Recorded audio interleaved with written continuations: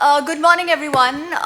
We are all aware of Mumbai's infrastructure, the good part of it, the problems that we face every day commuting, whether it is the roads, whether it's the public transport, or whether it is just the way the city is built. So that is why we are all gathered here today in this conclave, which is a very apt theme. So on behalf of the Bombay Chamber of Commerce and Industry, this is Gayatri Vinayak, welcoming one and all to the Smart City Leaders Conclave themed Sustainable Expansion of Mumbai, Reshaping Urban Growth for a Resilient Future. Today's discussion centers around the importance of robust infrastructure in shaping a brighter future. As Warren Buffett aptly said, investing in infrastructure is like planting the seeds of the future. The Smart City Leaders Conclave is about this. It's about nurturing these seeds and ensuring that they bloom into opportunities that transform Mumbai into a sustainable, livable, and climate resilient city. A city that fosters economic growth while enriching the lives of its citizens. So to kick off today's discussions, it's my pleasure to invite Ms. Pinky Mehta, President of the Bombay Chamber and CFO of Aditya Birla Capital Ltd, to deliver the welcome address.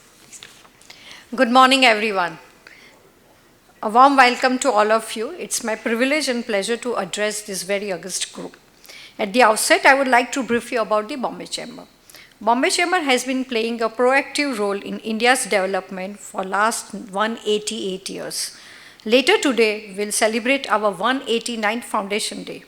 The Chamber serves as an effective vehicle of communications between regulatory bodies, the corporate world, and the society at large.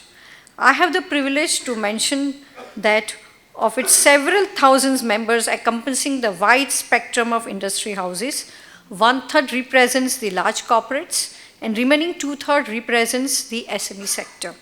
It is very interesting to note that more than a dozen of large corporates have been our member for more than 100 years. I have the proud privilege to mention that this year's mission is an attempt to marry the rich legacy of the Chamber with the opportunities that can be unleashed in this new global world by working together as India Inc. We believe that more we come together as the leaders of India Inc. and work with the government and regulators, higher will be the value we can unlock for all of us. This collaborative development towards a Viksit Bharat will have 4 critical aspects: embracing digitalizations, bringing ESG at the heart of business, enhancing ease of doing business, fostering diversity, equity, and inclusion. Considering the context, Bombay Chamber has undertaken and very actively engaged in activities in align with our mission. And let me name you few. The Chamber's main area of operations includes advocacy in almost all areas, both to the government as well as the judiciary. The Chamber has many subcommittees with eminent members who regularly interpret the new notifications and laws apart from the state and the annual budget. These committees take the feedback from the members and make representation to the government. Bombay Chamber conducts over 100 seminars and webinars every year. Recently, we successfully hosted the 15th AgriCorp conference, enriching FPO in Pune, and our flagship's 12th biennial international conference on port shippings and logistics is scheduled for February 25th on 2025 in Mumbai. Many of these initiatives are specially tailored to support the MSME sector and the EXIM community. The chambers also help their members in facilitations of business visa and issuing certificate of origins for exporters. In fact, Bombay Chamber is one of the leading organizations to issue digital certificate of origin. The Chamber also has a labor advisory wing, which plays a crucial role in employer and employee relations, and the recent years has also started the mediation wing. As one of the fastest growing cities in the world, Mumbai faces a unique challenge in balancing the rapid urbanizations with the need for sustainability. The city's growth trajectory demands the innovative approach to infrastructure development, energy efficiency, and urban planning to ensure a resilient and inclusive future. In this context, today, Smart City Leaders Conclave has a theme, Sustainable Expansion of Mumbai, Reshaping Urban Growth for the Resilient Future. We have a high-powered panel of experts to share their views.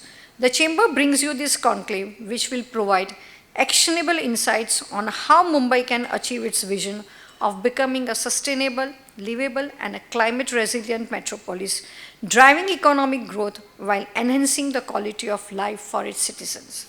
I thank each one of you once again for taking time from your busy schedule and joining us today, and request you to take an optimal benefit of the sessions by making them more interactive. I now hand over to Compere Gayatri to take this conclave forward. Thanks you once again. Have a good day.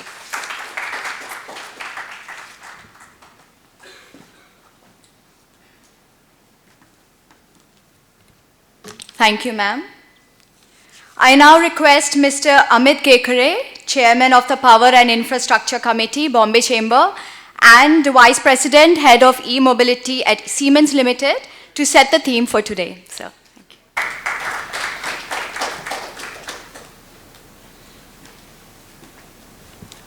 you. So, good morning, everyone, and thank you, Madam President, for the tone.